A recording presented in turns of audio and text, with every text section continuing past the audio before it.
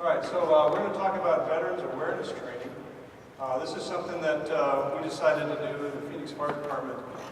Starting in 2009, we started working on this.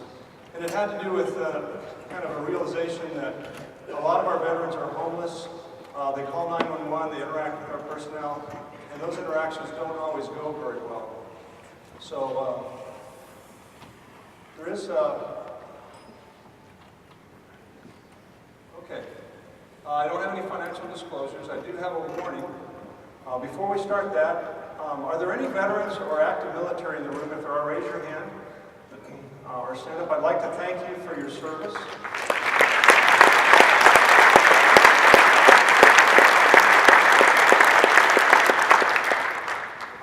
And if any of you are having flashbacks or any of those types of problems and you don't want to see some video of some active combat situations, including explosions and gunfire, now would be a good time to take about a 10-minute break.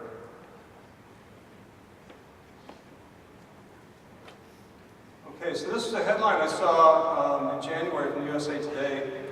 They said up to 48,000 Afghan and Iraqi veterans were homeless out of a total of 2.5 million veterans from those wars. And in the same article, it announced that the VA was going to do a program to target homeless veterans to get them some shelter. They wanted to do immediate shelter for the homeless veterans, and they also wanted to start a program that would help them prevent loss of their homes to foreclosure and other things because of loss of job. And they put aside $300 million for this year and for next year to accomplish that. So they do have some funding to kind of get this going. So our goal in this training was to provide an overview for our firefighters and our paramedics and EMTs to help them understand what the veterans are going through when they interact with their healthcare system and when they call 911. We did partner with the Arizona Coalition for Military Families starting in 2009. We had a 3-hour paramedic CE in 2013 that included a panel of 3 veterans. And let me just tell you that after that CE was done, the paramedics in our system told us that that was the best CE that we'd ever done. And having the veterans up there talking about their experiences was one of the most compelling things that we'd ever done. We also initiated civilian dispatcher training for veterans. And we have an online site now. We took the best information that we'd given, have some veteran interviews on video, and we have an online site. And I do have a link for that. I'll show that at the end of this, but I was given permission to publish that today for all the people that are here. And if you want to take that information back to your systems and put something together, I highly recommend it. So we wanted to go through what military service was like for our firefighters and EMTs and paramedics. We wanted to look at the stressors that occur during combat, and also the stressors that occur when those veterans get back to civilian life and try to readjust. We went through post-traumatic stress syndrome and traumatic brain injuries and the things that those problems can cause. We also wanted to identify the resources that would help get those veterans into the service and the help that they need for the problems that they're having. So combat stressors, so rocket fire, mortars, having a friend that was killed, being attacked, so 80% reported that they'd been attacked, 80% reported seeing dead bodies. And we've had a number of recent conflicts, and so we had Desert Storm in 1990-91, War of Kosovo, the Operation Enduring Freedom, which is the Afghanistan War, Operation Iraqi Freedom, which ended in 2010, and Operation Udon, which is the support for the Iraqi military that we're doing right now. In Arizona, we have a large military and veteran population, over 600,000 individuals. It's about 9% of our population. And a number of them were involved in the recent conflicts. We're going to see these videos right now. There's 3 of them.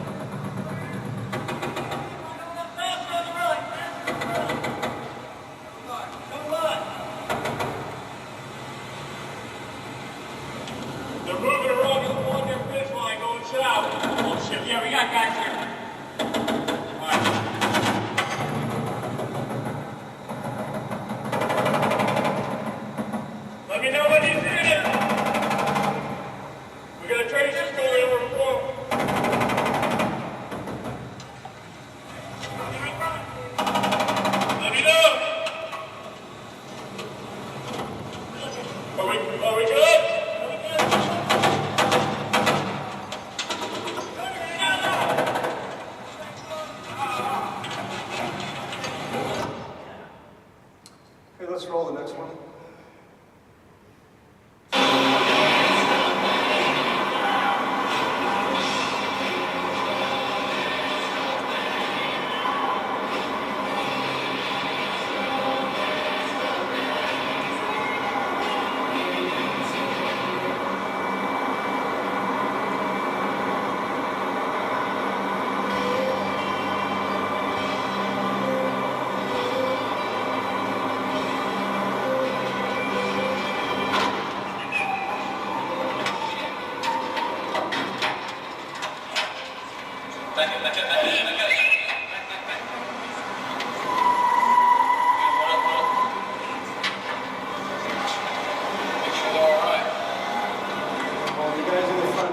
Truck and that convoy, they're not all right. They're gone. So let's go to the next one.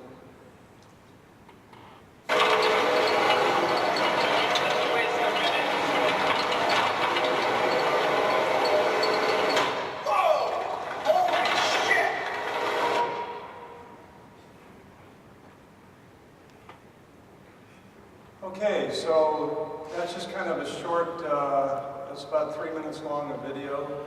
Think about that happening to you every day for 9 months, or 12 months, or a couple of rotations over there. So having those events happen, you can have a reaction to that. You can have flashbacks, you can have depression, anxiety, sleep disorders, lots of different problems occur. This is a comment by a Vietnam veteran. If you had 71 near-fatal accidents in the 1 year of your life between ages 18 and 19, do you think that would mess you up all by yourself? And we know that these veterans are coming back to the United States, and they're not the same people that went to war. They're different, and they do have problems adjusting. There's lots of problems with depression, drug abuse, and alcohol. So here's a comment by one who was in Iraq and Afghanistan. He didn't want help for his PTS, he just couldn't sleep. Well, that's what PTS does to you. So traumatic brain injuries are a significant problem as well, and we know that it's going to cause neurologic dysfunction. Just someone having a concussion has problems with this, and so that's something that, post-concussion syndrome is there with headaches and sleep disorders, and this is something that can even be more significant. In looking at the stressors that are occurring, we can divide those things up into this is a combat operations stress first aid method, and it just looks at the different zones that they may be in, with the red zone being someone that's suicidal or violent. And by the way, in the year 2009, there were more veteran suicides than individuals killed in combat in both Afghanistan and Iraq during that year. So they may be in the orange zone, extreme anxiety, rage, panic attacks, just having irritability, sleep issues, using alcohol or drugs, and then we hope they would be in the green zone. But this is something that we teach in terms of assessing these people, and obviously if someone's actively suicidal or a danger to others, that's going to be the potential violent situation that may occur. And a lot of times these individuals may commit suicide by having the police officer shoot them, which is unfortunate. So some of the things we go through is to identify their military service, kind of slow things down, talk to them, don't be towering over them when you're asking them questions about what's going on. One thing that's important is do confirm if they're armed or not. One of the veterans in the panel was a colonel from Vietnam. In order for him to feel safe when he was driving his car around, how many weapons do you think he had in his car? Is Corey still in the room? He needed 5 weapons. He had a .357 Magnum under the driver's seat. He had a .45 pistol in the glove box. His backup weapon was a .38 on his ankle. He had a shotgun in the back seat, and he had an AR-15 in the trunk. And that's when he needed to feel safe. Okay, so we want to identify what's going on with the person, what's happening, and what kind of problems are they doing, and then not make any assumptions and see what may need to be done to get them connected up to some treatment things. We do have a crisis response unit in Phoenix. It's manned by a social work graduate student and an EMT, and they have the ability to connect people up to the services that they may need. And these people are having difficulty. We know they have difficulty returning to society because of the experiences that they had. And so this is an opportunity where they're going to interact with EMS and with fire department, and it's something that we really need to kind of take a very careful look at in terms of how we're managing it. So if the veteran's not in crisis, there's a number of different things that they can be connected with, and specifically the VA is working very hard to try to identify these individuals and get them into treatment.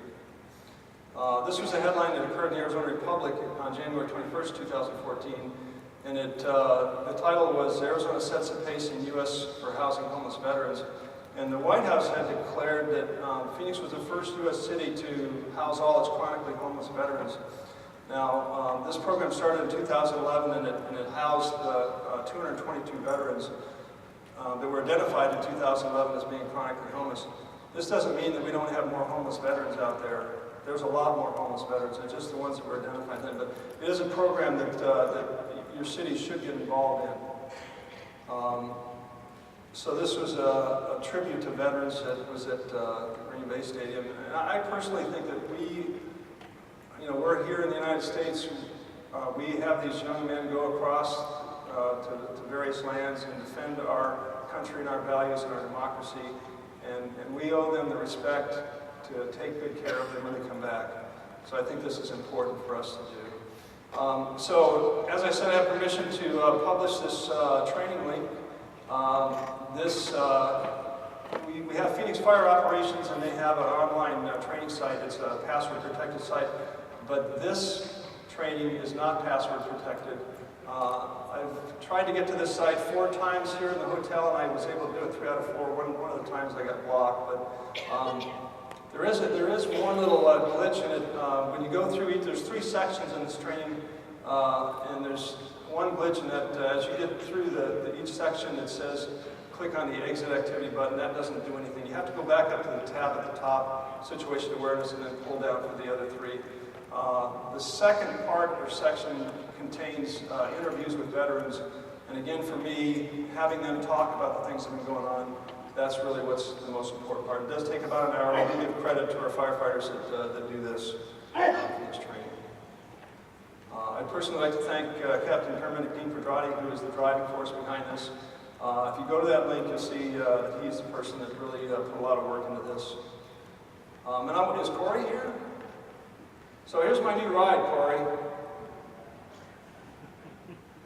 No lights, no sirens, no radio, 2 oars, an 18-foot raft in the river. Thank you very much.